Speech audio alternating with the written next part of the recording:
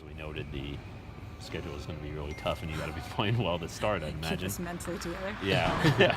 I guess, how do you prepare for it? No, I really, I don't lay, from a practice standpoint, I don't lay all that out because I feel like one thing that we do relatively well, I hope, is that we take a team where they're at and say, okay, we've identified that. Like, I was trying to plan practice for tomorrow, and I felt like I couldn't until I saw us today. Yeah. So, there's things that we've got to get through so that everyone's on the same page, but we'll try to mold each group. And, we were trying a new set today, and, one of the players said, how should I approach? And I was like, try a couple different approaches and we'll figure it out. And I think that's fun for them. It's fun for coaches that we don't have, the exact way that we're going to, put you in a mold each year. We're going to just kind of figure it out as we go along.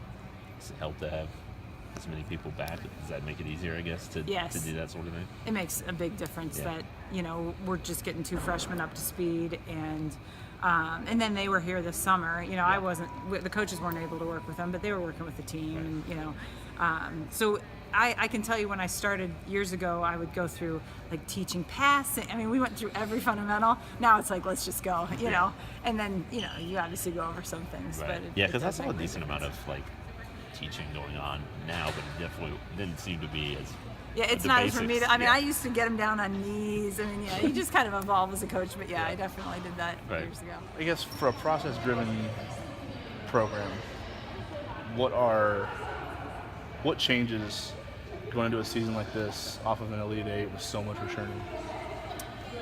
Well, I think it's good that we're process-driven because we've never been a program locked into the wins. I mean, obviously we want winning to be a byproduct of doing the right things, but I think when the pressure gets more, which I think this team probably has the most pressure of any team we've had, I think the fact that we can go back to doing the same things that we've always done, focus on, working hard, doing the right things on and off the court, and, winning being a byproduct of that process, that's a good thing. I hope that takes pressure off of everyone, that we're going to do the same things that we've done in the past. We're going to try to be better at what we've done in the past, and then, we'll let the chips fall.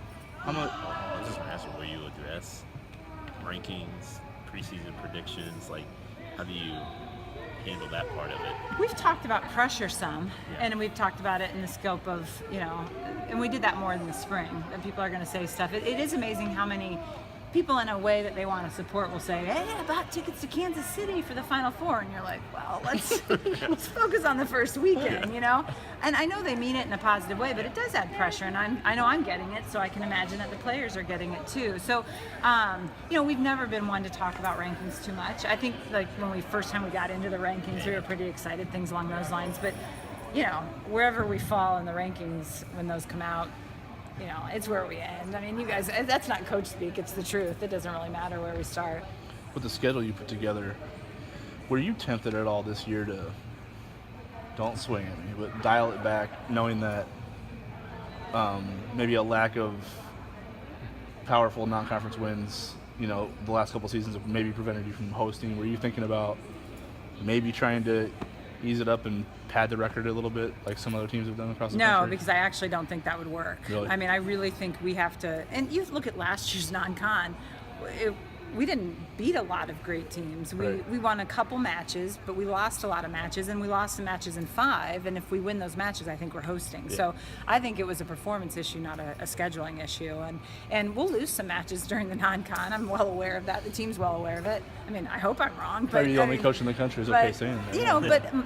But we need to get some wins, to put ourselves in a situation for a lot of different reasons, and hosting is a goal. I mean, there's no question that's a goal that the team has set. I mean, how much disappointment is there in the fact that you haven't done it the last 2 years when you thought going in, I mean, forget 2 years ago, but like last year you thought it was a possibility, you thought certainly you'd handle business in conference play, RPI-wise and all that kind of matchup. I didn't think we'd host going into the tournament. Okay. I did not think we'd host. I thought we'd be sent to K-State.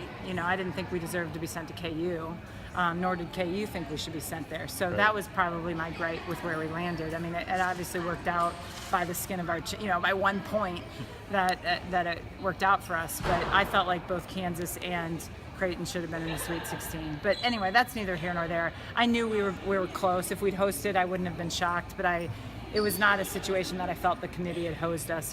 I thought we needed more non-conference wins last year to get the host.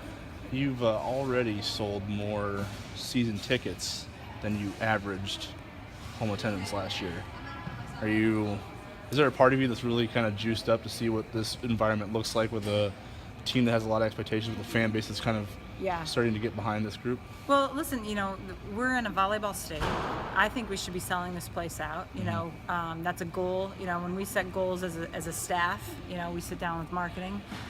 We want to be selling this place out. And we did something, I thought marketing did a fantastic job, particularly right after the season, to kind of push our season tickets. And hopefully the momentum that we ended with will get people, out here all season long, because it's fun watching these guys. They're, and again, I always say, if you've got young kids, it is such a great atmosphere of role models. I mean, these are not just great athletes, these are great people. And, I just think this is what college athletics is about. That's why I love Creighton, because it's not just about winning, it's about building young women, and that's what I'm passionate about.